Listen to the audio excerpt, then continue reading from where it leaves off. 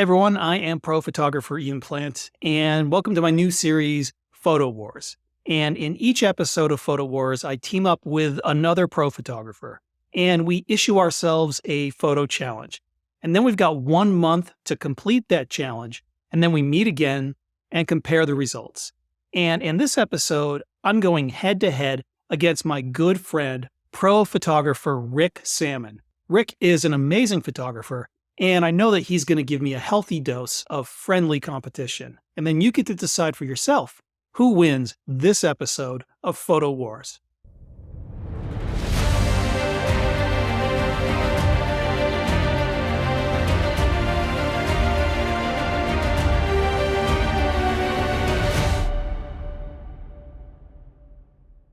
Hey, Rick Sammon, welcome to the first ever episode of Photo Wars. Well, this could be a friendly war, right? Yeah, I know. Personally, I'm more of a lover than a fighter, so. I know you love challenges, and I like challenges. Although, I think I've told you, Ian, that I'm not that competitive. But you see, I think I'm a little competitive. Yeah, we like to pretend that we're not competitive, but when push comes to shove, we're very competitive. But this is a very friendly photo competition, more of a photo challenge. And so what we'll do is each of us will come up with a photo challenge, and then we will flip a coin to see which one we do. And the reason I want to do it that way is because if I issue you a challenge and you issue me a challenge, we both have the incentive to make that challenge as impossible as we possibly can. So this way, if we might get stuck with either of them, that gives us the incentive to pick something that's challenging, but that's ultimately feasible. And the end result is that people watching this can learn and see that there's more than one way to do something. Exactly. Right? And after 1 month, we will come back and we will share our favorite photos that conform with the photo challenge and leave it up to everyone to choose which they like the best. Well, okay, so you're gonna flip the coin, right? Yes, correct. Well, here's the thing. There's a reason why I have this T-shirt on. See what it says? I have a lot of trick cards. I have a lot of trick coins. So can you show the coin before you flip? Well, so no one carries cash anymore, so I don't actually have a coin to flip, but instead I've got a Delkin black SD card that I'm going to flip. So this is heads, and the backside of the card is tails. Okay, so you ready for my challenge? I'm ready. Hit me. Okay, I think your viewers know you and your listeners and your watchers and everything like that know you as the king of wide angle photography. Like you think a 16 millimeter lens is like a telephoto lens, right? Right. Okay. So you are, no, and I really respect it. And Susan Sammon is on your site from time to time. She loves your wide angle photography. And I don't know too many photographers who do super, seriously, no kidding around, super wide angle photography as well as you. So my challenge to you is to a super wide angle photograph indoors. Super wide angle photograph indoors. Okay, well that's a fair one. So my challenge, if it should win the coin toss, is to make photos when it's dark. So after sunset or before sunrise. I accept the challenge. Well, we're going to let the coin toss decide, or I should say the SD card toss. Okay, so if it comes up heads, it'll be your challenge that we do. And if it comes up tails, we'll do mine. Sound fair? It sounds fair, but you're so good at wide angle photography. I'd love to see, even if I win the toss, I would love to see your inside wide angle, super wide angle shot with everything in the scene in focus. Okay, well, we'll see which one it is. Ready? Okay. Heads, we do your challenge. It's the wide angle inside challenge. Wide angle inside challenge. Okay. This is going to be a ton of fun. Well, Rick, I'm looking forward to seeing you in 1 month and comparing our shots. See you soon.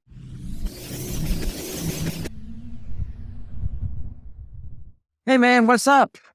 Well, I can't believe a month has gone by. Why don't you tell me about what you did for this interior wide angle challenge? And so let's take a look at your photos and tell us where you decided to make photos for this challenge.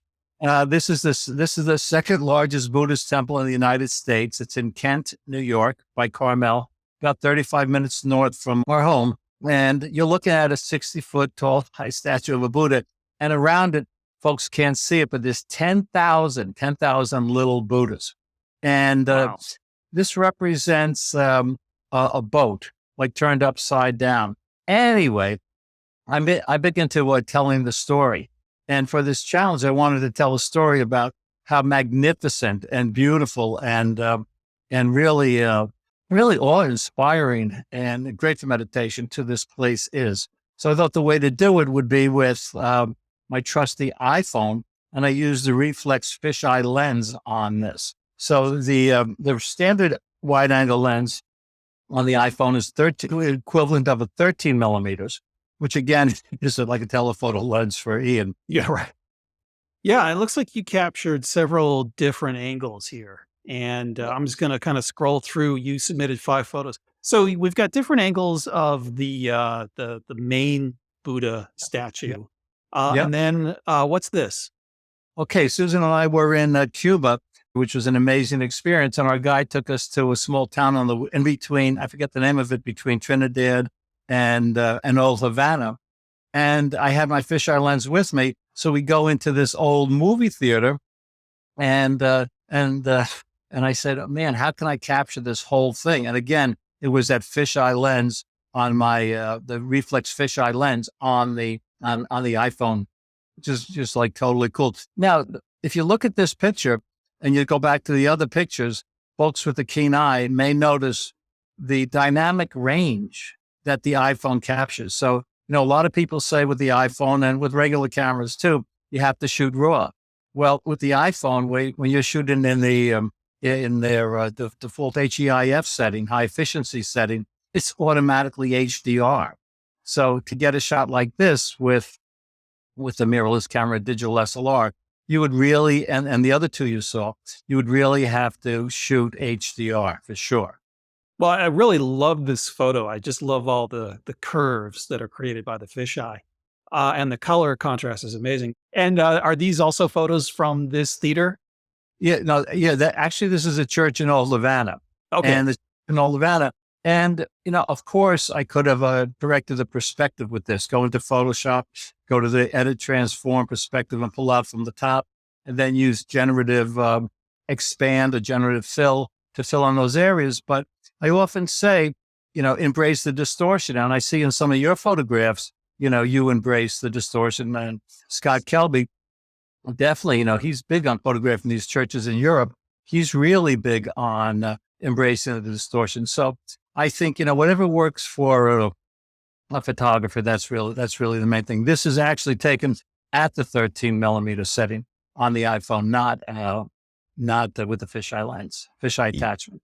Yeah. And, I like the distortion because the distortion is creating all these converging diagonal lines. And that's going to give a composition extra visual power. Those converging lines are going to create a sense of perspective and of depth, and they're going to lead the eye to where the lines converge. And that's going to become an important part of the composition.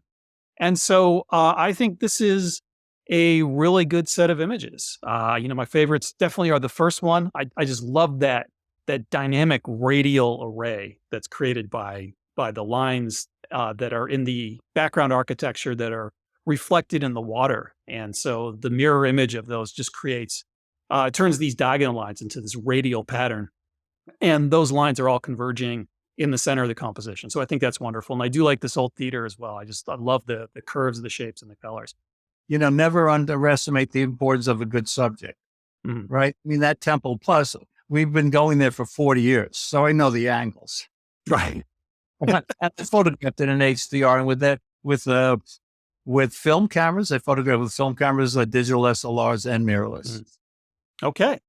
Well, for me, for my end of the challenge, my strategy was to work locally. So I went into my home city of Minneapolis, and I decided that I would do wide-angle architectural abstracts. And this is something I've really never done before. So I'm not exactly sure why I decided to do it, but that just seemed to me to be the best way to approach this challenge. And I really procrastinated because when you said wide-angle interiors, my heart dropped. I was like, oh man, I don't want to do this. So I procrastinated until the very last moment, and then I went into the city several days in a row to do some wide angle interior photography. And I got to admit, I really got into it. I really enjoyed doing these architectural abstracts. And I think that's one of the key reasons why self assignments are important to one's growth as an artist. They force you to see the world in a different way, which is always a good thing. But you may find that doing something that you forced yourself to do that you didn't really want to do, you may find you actually really enjoy it. So without further ado, I'm going to share my images. Okay. All right. So I kind of Nice. walked around the city and I spent a lot of time walking up and down staircases looking for interesting spiral staircases and helix staircases in the city. And I converted most of these images to black and white. So a lot of the really nice hotels had these wonderful spiral staircases. And so I did a lot of abstract architecture, wide angle shots with that. And this was a spiral staircase that I found in one building that had a lot of interesting shapes and color. And so I was just getting creative. And I was working with ultra wide angle lenses here. So I decided to go really, really wide. So my two lenses were a 9 millimeter rectilinear corrected lens. So it's a normal wide angle lens, but just ultra wide. And that's on a full frame camera. And my other lens was a fisheye lens. And so I used the 9 millimeter rectilinear corrected lenses for scenes like this staircase because there was a lot of straight lines and I didn't want them to be rendered curvy by the fisheye. But for some of the spiraling staircases that I worked with, I used the fisheye lens just to enhance the curviness. And this was the only one I kept in color. Here's another spiral staircase that I discovered with an art installation hanging down in the middle of it. And I think if I had to pick one image that would be my submission for the challenge, it would be this one right here. I love it. Man, you did a great job. Well, thank you very much. I like the color one. The color one, I think, is really, it's just so unique. It's really wide angle view. It looks kind of like, actually, and the first one does too, kind of like MC Escher, line art drawing. I mean, Yes. that's a knockout. I like the way the stairs are going, all in different direction. That is very cool. Well, this image, and this image, and then this final image are two staircases in the same building. So I worked with those staircases. The building had like 4 staircases, and 2 of them were boring, and 2 of them were beautiful. Cool. That is really, you did amazing. I think you could be like the king of now you are the king of wide angle photography. We don't have to put the outdoors in there. Well, I'm actually really inspired. I'm going to be spending a lot more time wandering around Minneapolis looking for these abstract architecture wide angle shots. So people will be seeing more of that in the next few months, I think. So and that's anyone can do. Not everyone has a Buddhist temple, close to their home. yeah. Well, Okay. you're right that subject matter is important, but I think also it's important to look for interesting subject matter all around you. And it's not that you need beautiful subject matter. You need photogenic subject matter. Something beautiful can not translate into a photograph, and something that's ugly or mundane can actually be very photogenic under the right conditions. And so finding those amazing subjects, even within your local area, that I think is the key to photographic success. Susan and I talk about that all the time. We see a beautiful scene when we're driving around, but it's not going to make a good picture. Right. Exactly. Well, thank you so much, Ian. This was a great idea. Thanks so much for having me on Photo Masters. And you're doing an amazing job there. So keep it up. Well, thank you, Rick, for coming on. You're a great friend and a great photographer. There's lots to learn from Rick. So definitely check him out on his personal website, ricksammon.com. And you can check out all his amazing ebooks and courses, which are available in a variety of places. You can find his ebooks on Amazon, his courses on Kelby One. Rick, thank you so much for coming on. Thank you, my friend. Take care.